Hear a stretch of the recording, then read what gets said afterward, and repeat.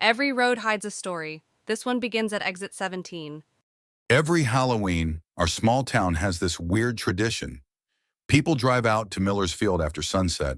It's mostly teens and bored adults trying to scare themselves. The legend says a house appears there only once a year, and if you see it, you're not supposed to go inside. I used to think it was just one of those old campfire stories until last year.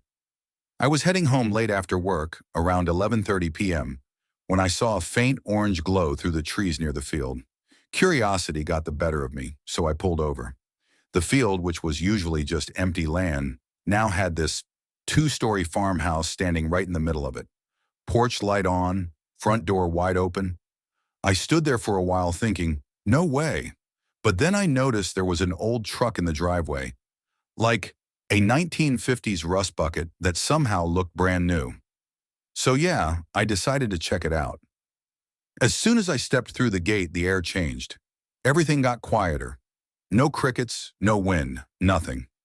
My phone had full bars a second ago, but when I tried to turn on the flashlight, it froze and shut off completely. Still, I walked up the porch steps. Each one creaked, echoing through the empty field. Inside, the house smelled like wet wood and something metallic. There were photos on the wall, all black and white, of families smiling stiffly, like those old-timey portraits. Only thing was, in every photo, the father had no face, just blurred out, like someone had smudged the negatives. I was about to leave when I heard footsteps upstairs. At first, I thought maybe some other idiot came to explore too, so I called out, "Hey, anyone up there?" Silence. Then a door creaked open. I don't know why, but I went up. The stairs felt soft, like the carpet was damp. Halfway up, I saw muddy footprints going down the hall. Small ones, like from a child. At the end of the hallway, a door was open, just a crack, and there was a flickering light inside. I pushed it open and found a little girl sitting on the floor, facing the corner. She was humming this off-key version of Ring Around the Rosie. When she stopped, she said without turning around, "You came too late. Daddy's already here." Before I could react, I heard heavy breathing behind me. I turned around, and there he was, a tall man in overalls, face completely smooth, no eyes, no mouth, nothing, just pale skin stretched tight like wax.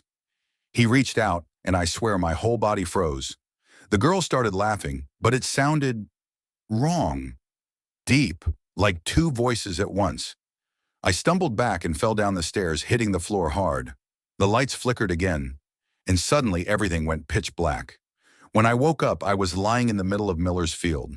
No house, no truck, just wet grass. It was morning. My phone was beside me, working again, and it said 6:13 a.m. I drove home shaking, trying to convince myself it was just a dream. But when I got home, I noticed something. My boots were still muddy, with small, barefoot prints next to them, like a child had been walking right beside me. I tried telling people what happened, but no one believed me. They said everyone sees something different at Miller's Field on Halloween. One friend said he saw his dead mom. Another swears he saw himself, older. But here's the part that really gets me. Last week, my niece came over. She's 5. And while flipping through my photo album, she pointed to an old picture of my dad when he was young. She said, "That's the man from the field." Thing is, I never showed her that picture before. And my dad?